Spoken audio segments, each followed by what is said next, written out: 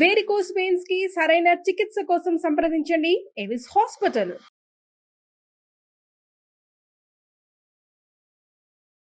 నమస్తే, మీరు చూస్తున్న సుమన్ టీవీ. నేను మీ కీర్తి.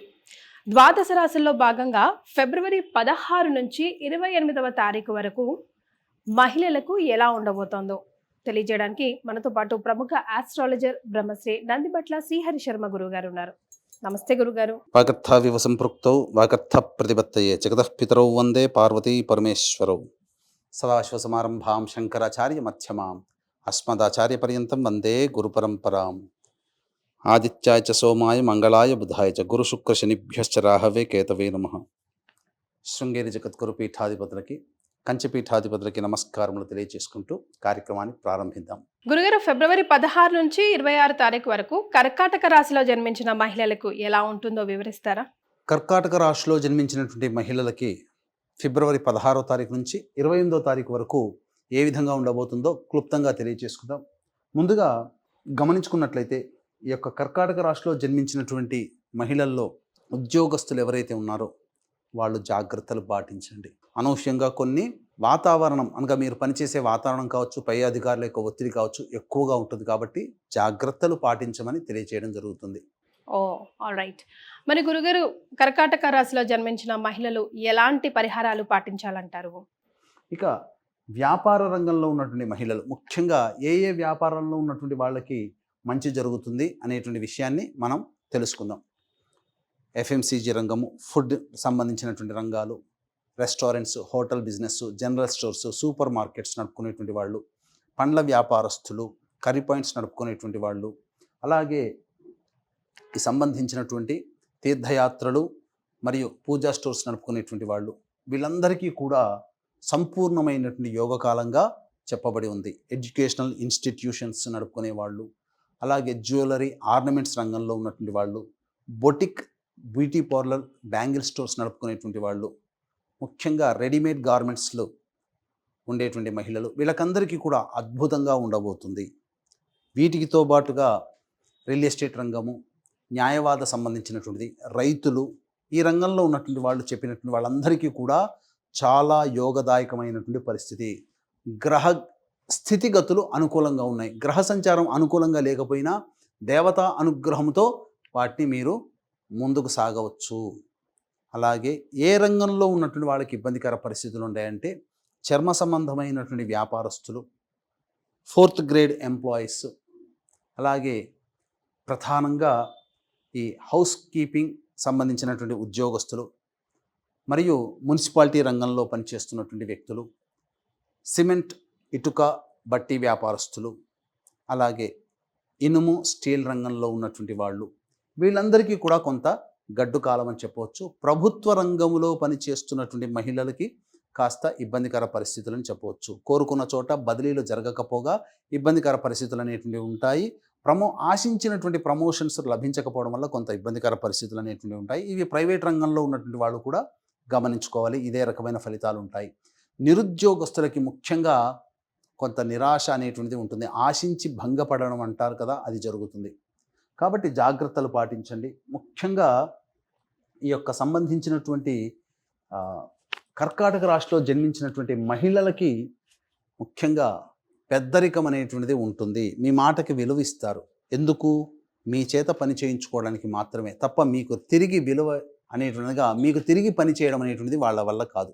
ఎందుకనంటే వాళ్ళ అవసరాలు తీర్చుకోవడం కోసం మీకు విలువిస్తారు. అదొక్కటి గమనించుకోండి. ఇది ప్రధానంగా సూచించేటువంటిది. ఇక వివాహం కావాల్సినటువంటి అమ్మాయిలకి ప్రధానంగా వివాహ సంబంధాలు నిశ్చయమయ్యే అవకాశాలు గోచరమవుతున్నాయి.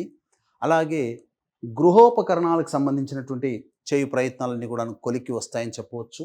ముఖ్యంగా ప్రధానంగా ఏ రోజుల్లో ఏ విధంగా ఉండబోతుంది, ఆదాయము, ఖర్చులు ఎలా ఉంటాయనేటువంటి విషయాల గురించి క్లుప్తంగా తెలియచేసుకుందాం.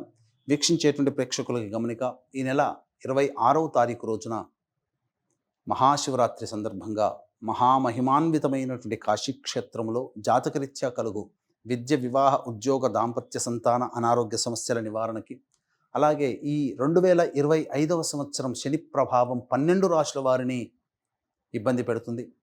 గత జన్మ కర్మదోషాలు తొలగిపోవడం కోసం గత జన్మ కర్మదోష నివారణ హోమాలు అనేటువంటివి చేయించడం జరుగుతుంది. అవకాశం ఉన్న వాళ్ళు కార్యక్రమ తదనంతరం కాంటాక్ట్ చేసి మీ గోత్రనామాదులు నమోదు చేసుకోవచ్చు. ఇక వివరాల్లోకి వెళ్ళినట్లయితే 16, 17 తారీఖుల్లో మీకు ప్రధానంగా మనస్సు కొంత సతమతం అవుతూ ఉంటుంది, ఏం జరగబోతుందో ఏమో అని.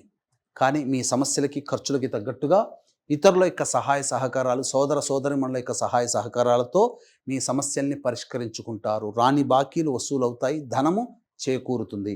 ఇక 18, 19, 20 తారీఖుల్లో గనక చూసుకున్నట్లయితే ప్రధానంగా మానసిక ప్రశాంతతని కోల్పోతారు. అన్నిటికంటే మించి వాహన మరమ్మతులకి, గృహోపకరణాలకి ఎక్కువగా ఖర్చులు చేస్తారు.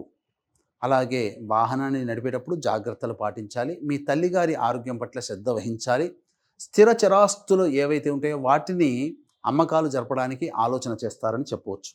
21, 22 తారీఖులో గనక చూసుకున్నట్లయితే ముఖ్యంగా మీ ఆరోగ్యం పట్ల శ్రద్ధ వహించాల్సినటువంటి పరిస్థితి. అజీర్తి, ఇండైజెషన్ వ్యాధితో ఇబ్బంది పడే అవకాశాలు గోచరం అవుతున్నాయి. ఫుడ్ పాయిజన్ అయ్యేటువంటి అవకాశాలు ఉన్నాయి కాబట్టి జాగ్రత్తలు పాటించండి. ఇక ప్రధానంగా చూసుకున్నట్లయితే ఈ యొక్క సంబంధించిన మనస్సు ప్రశాంతంగా ఈ 21, 22 తారీఖుల్లో ఉండకపోవడము, ప్రతిదీ కూడా ఎక్కువగా ఆలోచనలు చేయడం, తద్వారా వృధా కాలయాపన ఈ రోజుల్లో జరుగుతుంది. ఇక 23, 24 తారీఖుల్లో కనుక చూసుకున్నట్లయితే మీ యొక్క రాశిరీత్యా మీకు ప్రధానంగా మీరు ఏదైతే ఇంతకు ముందు రోజుల్లో ఆశించి మీరు పొందాలని ఏదైనా సాధించాలనుకుంటారో అది మీకు జరుగుతుంది. రాని బాకీలు వసూలవుతాయి, ధనపరమైనటువంటి సమస్యలు తీరుతాయి, కుటుంబ సభ్యులతో ఆనందంగా గడుపుతారు, బంధుమిత్రుల సహాయ సహకారాలు పుష్కలంగా ఉండి మీ సమస్యల్ని పరిష్కరించుకుంటారు.